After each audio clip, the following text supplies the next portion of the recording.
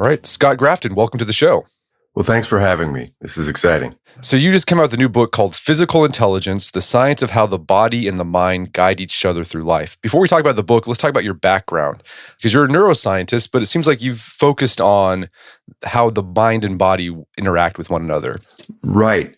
My background is actually, I started as a neurologist and went to medical school. I've taken care of a lot of patients with neurologic problems. And when you do that, it's hard to separate mind and body. Patients come in with problems that are centered in the brain, but really the problems involve both mind and body inevitably. And so just being a clinician and working with patients, you invariably think of the whole person, and that just kind of frames the way you see the world.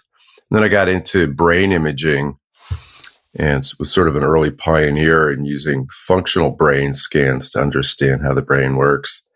And there too, it's kind of amazing. You're looking at these images of brains of living people thinking and doing things. So again, you kind of get this holistic view of the person, both in terms of what they do and sort of how their mind is working. So you've seen firsthand Descartes' error, right? The separation between mind and body.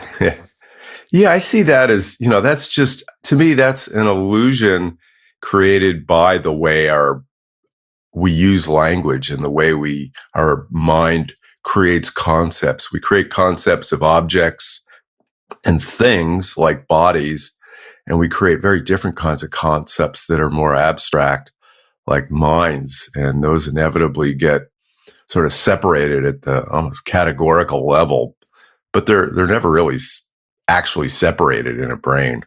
And as we'll see in our conversation, what I thought was really interesting about this book is you'll show we'll talk about how the mind influences the body, but also how the body influences the mind. And it's just almost this cycle you can't even disconnect from each other.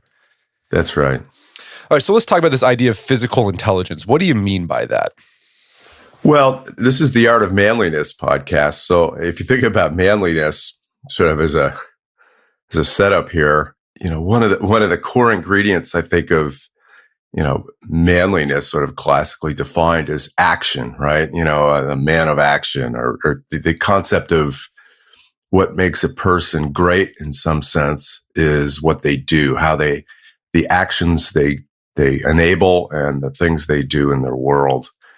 And physical intelligence is just the underbelly of that. It's the underpinnings you need to actually get things done. We don't have a manliness area in our brain. We don't have a isolated action area in our brain. We have lots and lots of parts or systems that together allow us to do great things with our bodies. Both sports-like activities or, sort of extravagant physical behavior, but also just creative things, building a house, pouring a slab of cement, whatever it is. That's the stuff of physical intelligence. Well, speaking of physical intelligence and manliness, what I love about this book is that you explore these ideas of these different concepts of physical intelligence by taking readers along with you on a backpacking trip you did in the Sierra Nevadas. And this isn't just like a stroll. Like the way you describe it sounds very strenuous, very hard, very perilous. Before we get into why you chose that as sort of a framework for explaining these concepts, talk about how did you get into backpacking personally? How long have you been doing it? Oh, I started high altitude mountaineering and rock climbing in high school. And by the time I was 16, I was like climbing the face of Half Dome and was really an enthusiastic climber. And there was a decision point where are you going to become a climbing bum or a dirtbag climber? Or are you going to go to college and go off to medical school? And I chose the latter, and I've kind of missed the dirtbag life ever since. So that's a real dualism for me. And so the way I get, to be a really good high altitude climber or any kind of rock climber, you got to put a lot of time in it. And so as I grew older, I swapped in walking in the wilderness for sort of the more extreme kinds of climbing, because I think what I savor the most is just being in very wild places. And so why did you decide to use, frame your book and explain these concepts with this backpacking story? Physical intelligence is one of those sort of magic capacities we have that's just sort of automatic and operates under the hood. And we don't have much conscious access to the bits that are needed for physical intelligence.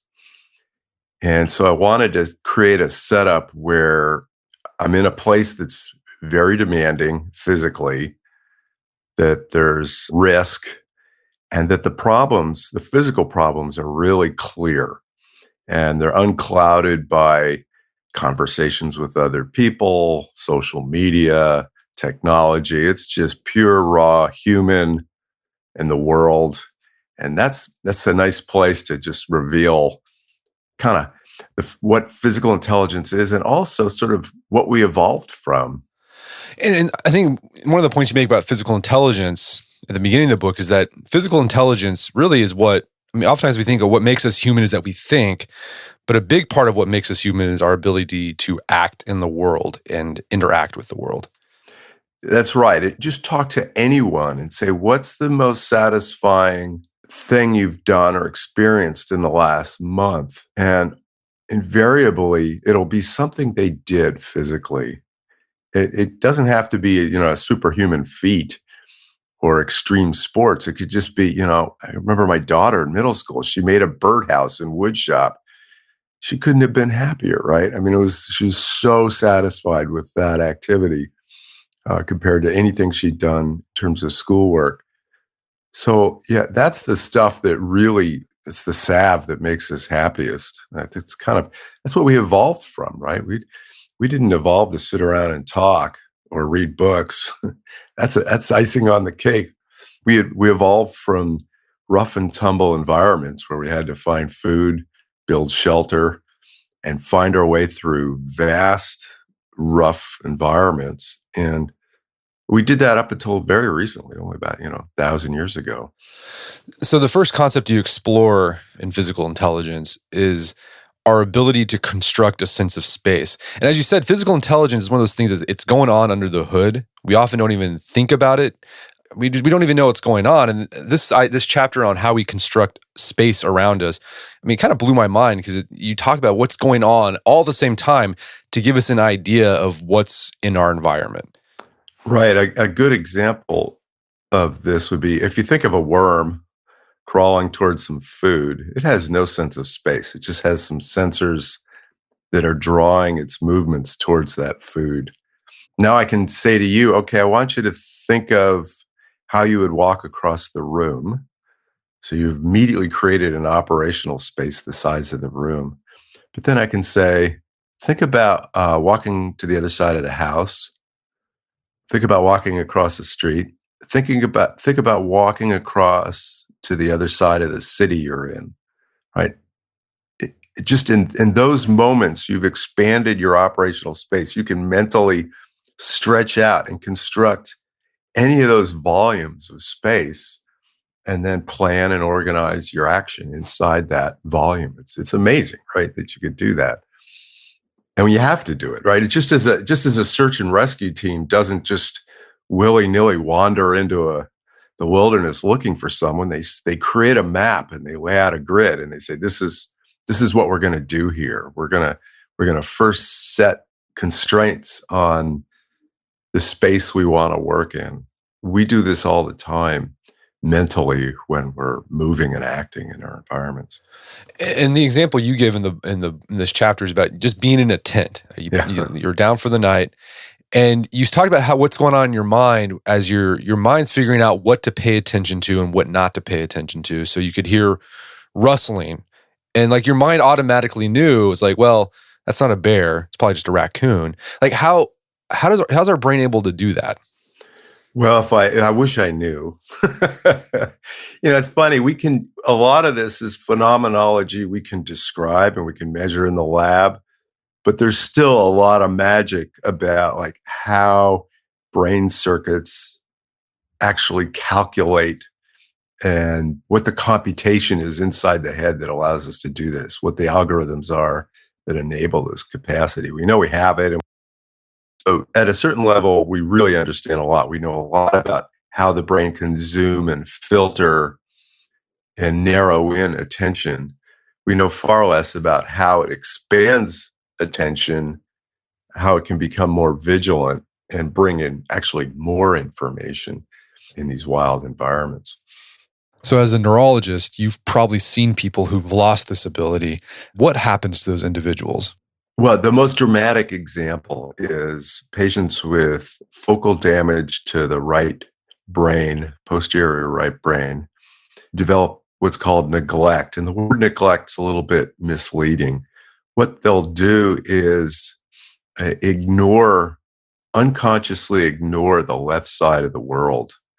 And it can be quite severe. I refer to it as the most severe cases, it's like a black hole. Space simply isn't created in the left side of their environment in their mind. And so if you're standing there talking, if you're on the left side of their bed talking to them, you don't exist. And then you walk around to the right side of their bed and they go, "Oh, hello, how you doing?" You're there, right? So literally on one side of the bed, there is reality for them. And the other side, there is no reality. There is no nothing there. And there's variations of this, and there's minor forms that are more subtle. It's been called neglect for over 50 years, but it's not like they're intentionally neglecting that space. They can't cook it up in the first place. So that just tells you, at some point you got to make space, right? If you're going to do the stuff we do, as humans, one of the very first steps is making some kind of sense of space. Because if you don't make it, you don't interact in it, you don't reach into it. It's just not there. You don't move anywhere near it. The other thing about space I think that's really important to remember is there's a very strong argument in sort of the cognitive literature, cognitive developmental literature, that it's the way when you're a baby and then a child and you're moving through space, it's your understanding of what you can do in space that really shapes much of how you think. In other words, we think spatially, right? If I think about relationships between ideas, I can kind of put them in a row spatially and organize them in my mind in space. People like Einstein are well known to have sort of thought through their ideas in terms of spatial relationships, physical spatial relationships. So much of how we construct the world is spatial. And is it, because you talk about some people can have these problems where they just go completely blank on a certain side. Is it possible for this ability to make space in our mind, can that be dulled from just not using it on a regular basis? I don't know. I think what gets dulled is our sort of ability to control how we're going to use attention in our environments. We're pretty good at cooking up space in our minds, but sort of the next step is where are you going to place your attention? And that actually can get dulled, or it can get distracted, or it can never develop well in the first place, and then you get attention deficit disorders and things like that. And clearly meditation and mindfulness and doing things in wild environments all train us to be more disciplined in how we sort of allocate our attention. So another idea you talk about with physical intelligence is that both our mind and our body, we might not even know this when I think about it, but we're kind of communicating with the environment around us. And I use communicate like in quotation marks, but like you talk about this idea of affordances, like an object or a surface can have an affordance, and that tells something to our mind and body. I thought this was really interesting. Can you elaborate on this idea? So for surfaces, I was thinking about, here's a good example. If I think everybody's familiar with the Half Dome in Yosemite Valley. It's this big granite dome, and there's the vertical face, but then there's the rounded faces on the side, and the hiker's route goes up the rounded side, and the surface, it's just smooth granite, and it gets steeper and steeper and steeper and you're walking up this, and there's a point at which you begin to doubt whether your feet will even stick anymore because it's getting so steep. Can you continue to walk up this slope? and it gets scary because you're way off the deck. And that's an affordance. It's your relationship with this slope. And it's as pure and simple as it could be. Can you maintain footing and continue up this dome? Now, on flat surfaces, you can think about, icy surfaces or slopes that are covered with marbly, round rocks, things like that. Can you maintain your footing? So those are kind of surface ideas. And then the more sort of elaborative version of the same thing was, can you fit between two trees? If you're just walking along and you're in a dense forest, can you squeeze between two trees? That's an affordance. That's an opportunity. It's this idea that the environment creates what's possible and what's impossible for you. We don't accidentally walk into trees and then around them. Our mind unconsciously and seamlessly, just recognizes this is an obstruction. This is something I cannot get through.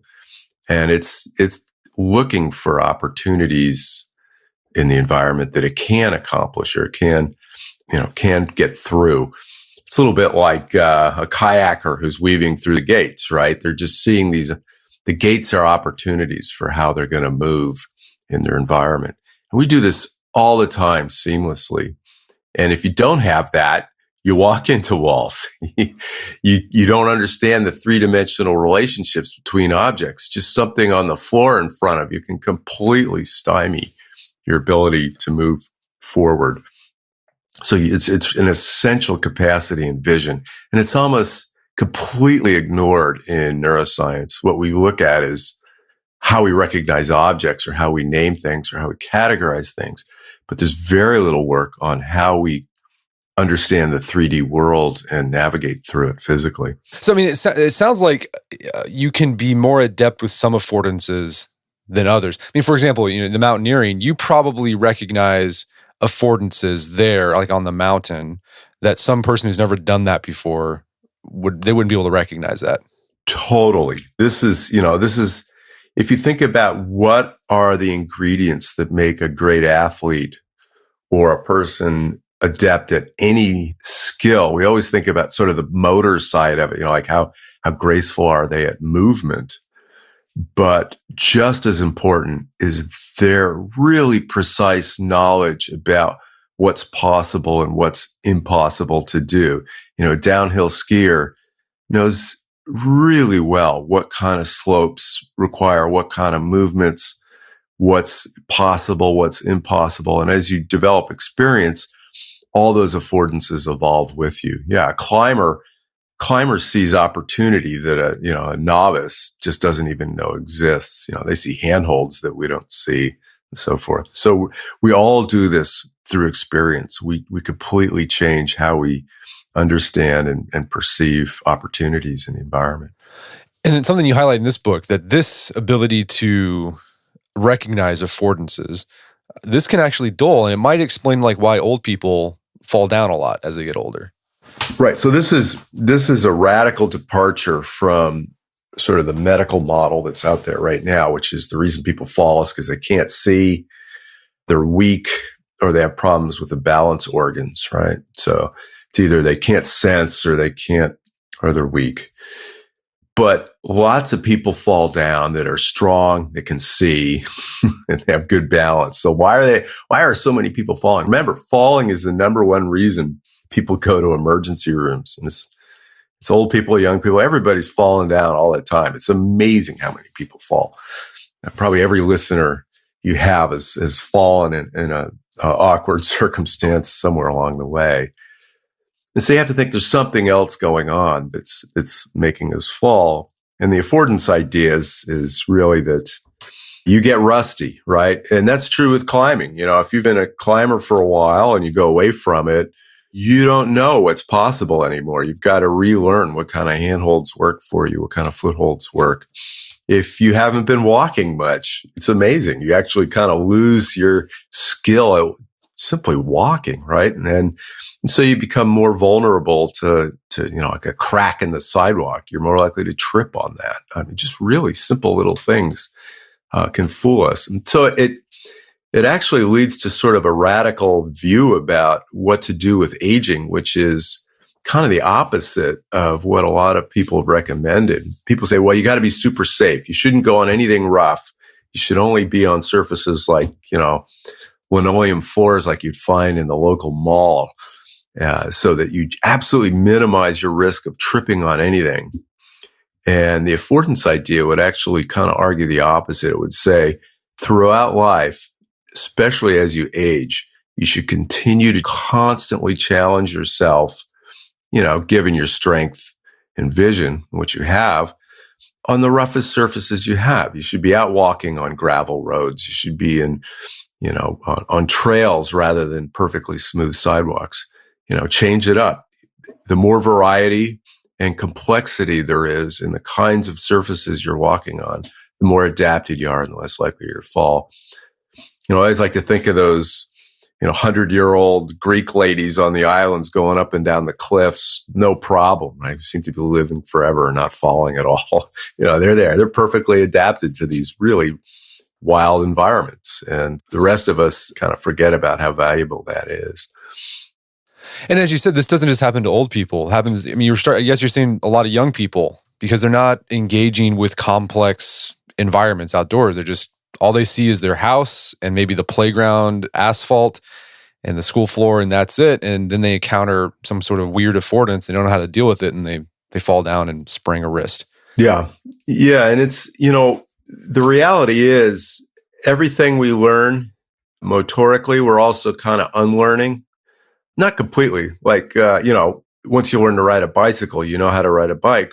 But if you haven't ridden a bicycle in 10 years and you get on a bicycle, you're a little, actually, if you measure the person's movements, they're a little sloppy at it at first. It takes there's relearning. There's constant forgetting and relearning and, adding grace and elegance to any kind of action or movement. So it's really important, I think, to continue sort of this kind of general physicality throughout life. No, that makes me think of when I was a kid. I was thinking about some of the crazy stuff that I was doing on my bike when I was like 7, 8, 9, going up big dirt ramps and just flying. And I think about doing that now. I wouldn't do it. I could not do this. I would not know how to handle the slope. What should I do? I think it's a perfect example of not using it and losing it. Oh yeah, we're constantly losing it. It's subtle. The basic skills and the basic motor programs for the actions, they stick, but the elegance of the action is really vulnerable, right? If you stop doing it, you lose that grace very quickly. So another idea of physical intelligence is the idea of body schema. Is that how you say it? Yeah. Body schema. What is body schema? It's really your map of where you are right now. If you were to draw a picture of your posture right now, what's that posture, right? To do anything, you got to know, to do anything physical, you have to know your posture. So you need a way of tracking that. And it's a hard problem because you're this mushy, three-dimensional object that's constantly changing its posture. And the sensors for tracking this are very noisy. They're easily fooled. So it's a real hard problem for the brain to keep track of simply the posture. And it's another one of these things that you would think, well, that's just kind of, we have that, we map it, we're pretty good at it, no big deal. But it's a little bit like affordance. If you think about great athletes or any kind of great physical performer, schema is a huge, huge piece of their skill set. It's not just muscles and movements. It's this awareness of your posture and pose. Just watch some Fred Astaire videos of him dancing. If you want to see someone with absolute perfect control over their body position at any point in a dance, platform divers, anybody doing anything involving gymnastics, they all have an exquisite ability to track body pose, and it's learned, right? It takes practice and experience to understand what where you are in space at any given moment in time. And that's why it's hard to like teach kids like sports movements. I know if I have that trouble, like trying to explain to like my kids, like how to throw a ball. It's like, well, you try to tell it to them and like you can tell they have no idea how their body's moving at all, or they're having a hard time. Right. It's absolutely true. Yet, when we talk about, why is physical intelligence, hard to get at, this is one of the places that's probably the most difficult to get to, which is connecting your conscious verbal mind with your own posture. If you can look at it, but that's kind of cheating. If you're to close your eyes and just say, where am I in space? They're really disconnected. And so you really just have to do it experientially. Now, there's exceptions to that. Like there are elite athletes, really, really trained athletes who really can now consciously access specific attributes about their posture. Tiger Woods is a good example. He can, at the height of his backswing, he can just stop in mid-swing and just say, oh, I need to just turn my wrist, or I need to raise my elbows, He knows exactly, kind of where he is in the super dynamic, fast golf swing. But that's the exception, not the rule. So it sounds like, okay, if someone thinks they're clumsy and they're awkward, they feel awkward when they move, it's not that they're inherently like that. It's like they just need to practice more. I mean, this sounds like it's a skill, if you want to call it that can be developed. Absolutely. This is pure skill. And, I in the book, I talk about, some examples of how people do this. Varied practice really helps. So not just doing your one sport, but shaking it up with a couple different activities helps sort of you learn body schema more globally. And that gives you some advantage. I have an example of Bronco bull riders, right, who do yoga, right? And it makes sense, right? I mean, riding a bull has got to be one of the most dynamic, complicated activities we've thought up. And because it's super unpredictable, but they have to know exactly their posture and center of gravity to stay on this bull. And so body awareness is a big piece of that skill. And so just doing other activities where you enhance that, like yoga, helps them. So yeah, mix it up, do diverse things. Mix it up. So one of my favorite chapters was the chapters on problem solving in bears. Because we often think of like problem solving as it's like a human thing. And humans, you just sit down and you think about the thing and you abstract, and which we do, but you also make the case that problem solving can also be a very physical activity. And bears show us that that's the case.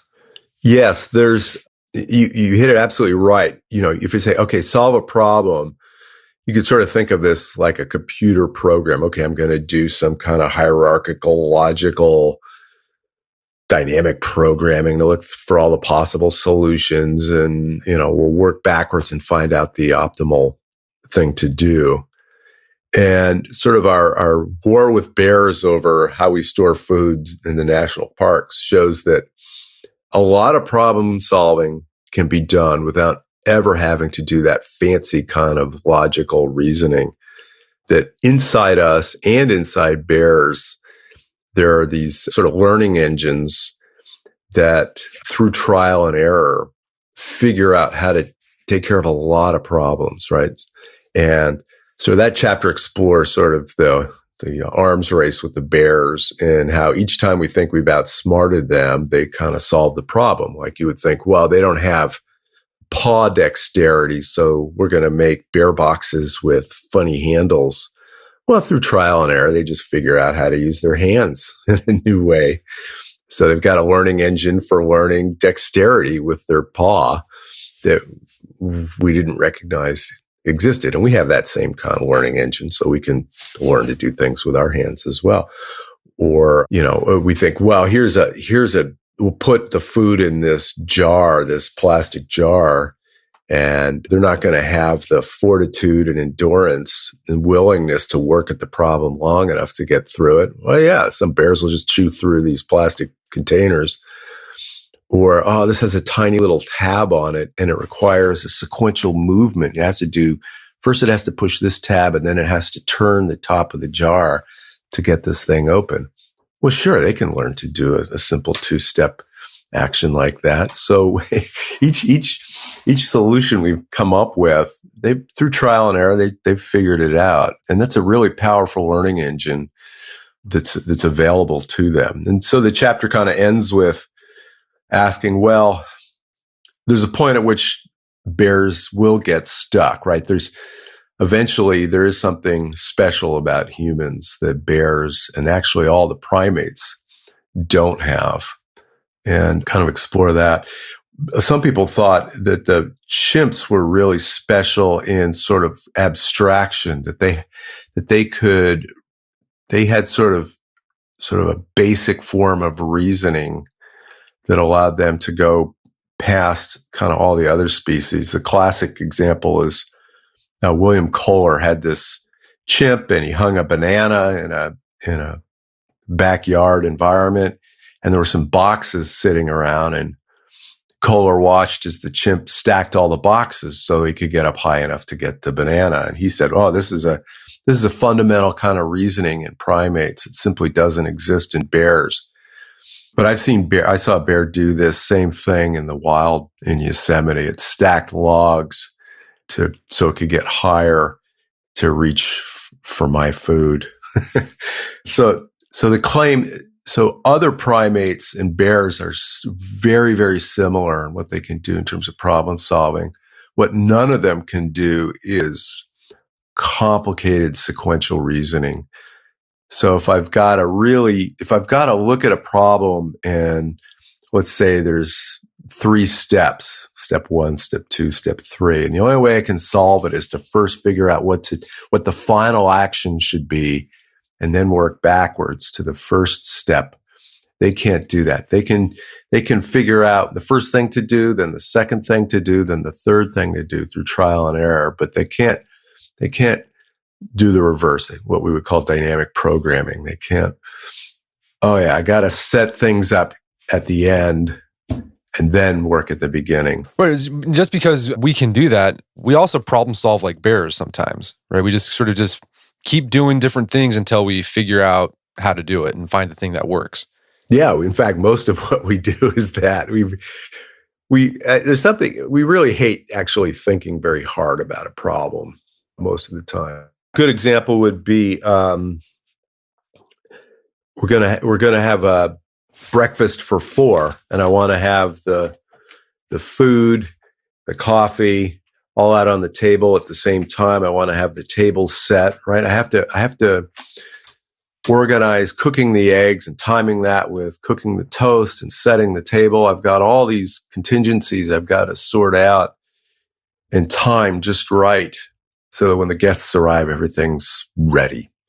And most people don't think through, well, this is how long the eggs take, this is how long the toast takes.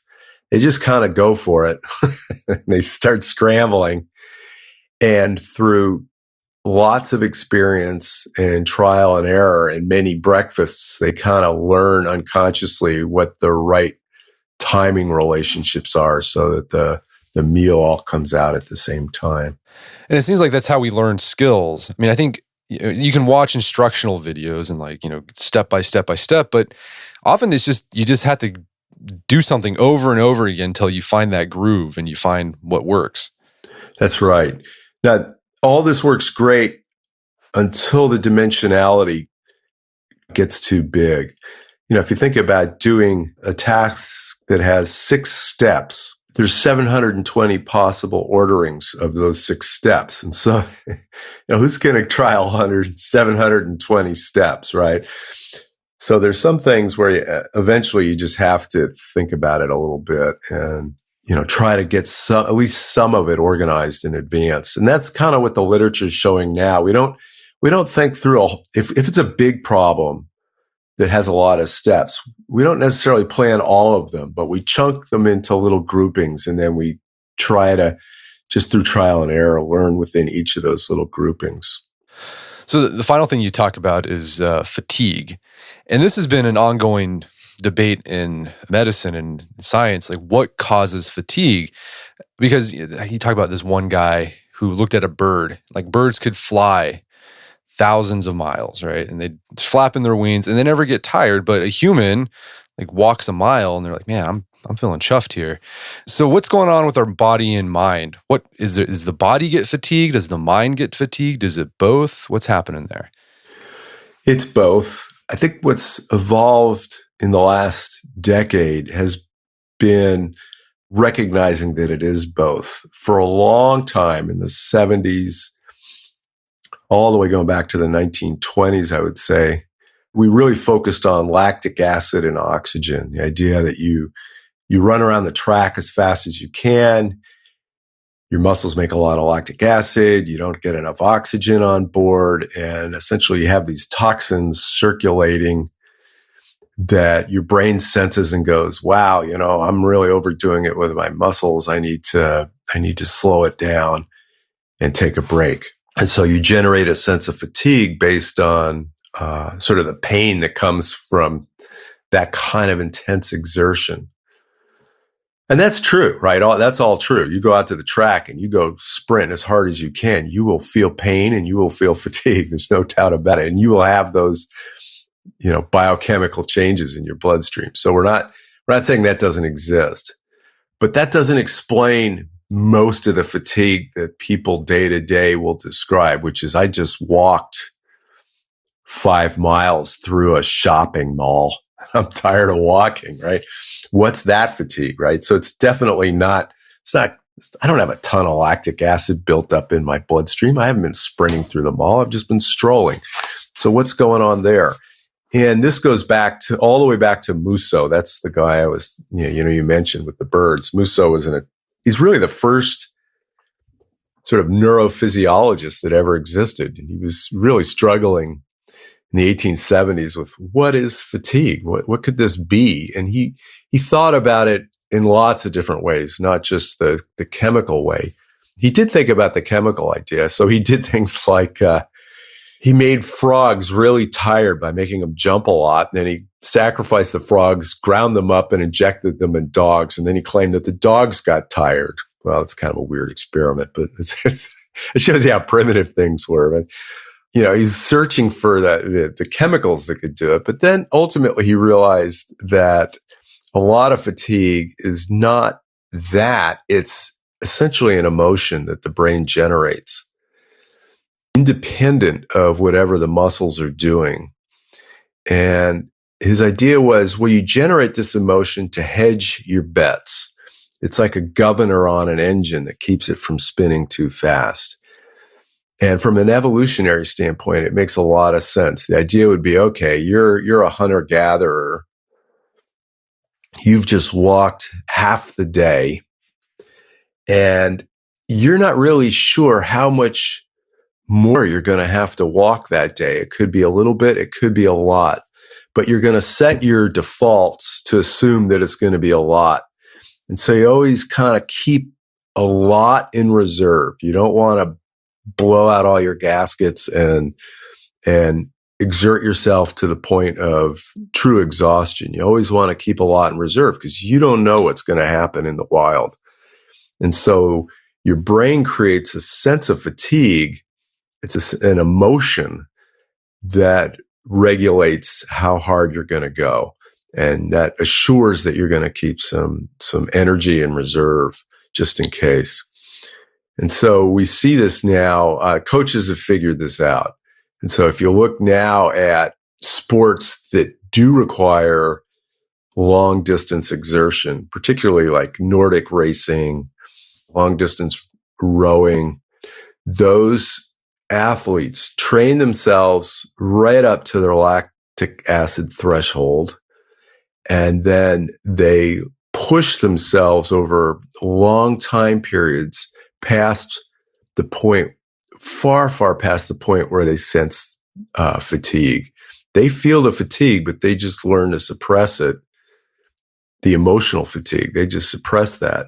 And the funny thing is they get to you'll see this all the time now in races. People get to the finish line and they collapse on the ground.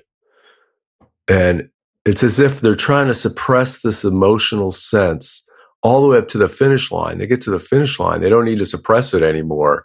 And so like this emotion just wins, and it just throws them to the ground. But they're back, it's not like they're actually truly exhausted, because within a minute, they're up on their feet and running around and waving to everybody if they won the race. So it really is a battle of sort of multiple minds we have, one of which is persevering and pushing us as hard as we can.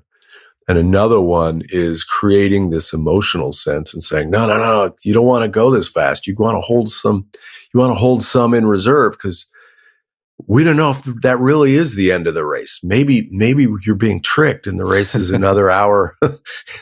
You've got another hour to go. So your mind's playing these games with you all the time when you're out doing physical activities. That'd be a good race. You trick people about the finish line and then say, no, actually, it's the end. No, I'm joking. That'd be very mean. What do you hope readers walk away with after reading your book? Well, I gotta go back once. Oh, sure. Before we get to that, I want to mention the Barkley Marathon. Okay, yeah. Which the Barkley Marathon is one of the most ingenious races, because it's an ultra run in extreme wild Appalachian wilderness, and the athletes don't know the route until 1 hour before the race, and they don't know when the race is even going to begin for the day prior to when they all show up. So it's really it really plays on this idea of fatigue as an emotion. Now we're really going to mess them up by not letting them know where they're going to go, how far they're going to go for, and what they need to do to plan the route until the very last second. So they've got no ability to mentally prepare sort of how to sort of set their expected level of what a reasonable amount of fatigue is going to be. It's really ingenious. I wonder who the kind of people who sign up for that. Oh, they're nuts. Yeah. In the best possible way. They're really testing themselves in a profound way. And so after talking about physical intelligence and writing about it, what do you hope readers walk away with after reading your book? Well, I hope they go away with it realizing that, it's not just use it or lose it. It's use it in interesting ways. That physical intelligence is not the same as simple exercise. It's really projecting yourself into really novel and interesting and challenging situations. It's the difference between getting your exercise on a treadmill and getting your exercise on a trail in a park near your house. There's just no comparison, right? There's so much more that comes from real physical, complex, and varied environments compared to sort of simple exercise. I'm not saying we shouldn't exercise. I'm saying we should double down and make that exercise even more interesting, even more physically interesting and demanding. And I think a person gets far more well-being from doing that. They age more gracefully, and they experience much more of the world in a better way. And it also sounds like even as an adult, like try new stuff, take up dancing, join a softball team, like learn a new sport. Like don't be afraid of that. Absolutely. Yeah. Whatever your body will allow you to do, push it a little bit, Right. Well, Scott, this has been a great conversation. Where can people go to learn more about the book and your work? Well, the book's on Amazon. That's easy to find. I don't have a big social media presence. That's fine. It's great. It's always refreshing to find people like that. You can come to my house and talk to me or email me. Anyway, the book's on Amazon, and I've got a website for my lab, and anybody can email me with questions. Well, fantastic. Well, Scott Grafton, thanks so much for your time. It's been a pleasure. Oh, you're welcome. This is great. My guest today was Scott Grafton. He's the author of the book Physical Intelligence. It's available on Amazon.com and bookstores everywhere. You also check out our show notes at aom.is/physicalintelligence, where you can find links to resources where you can delve deeper into this topic.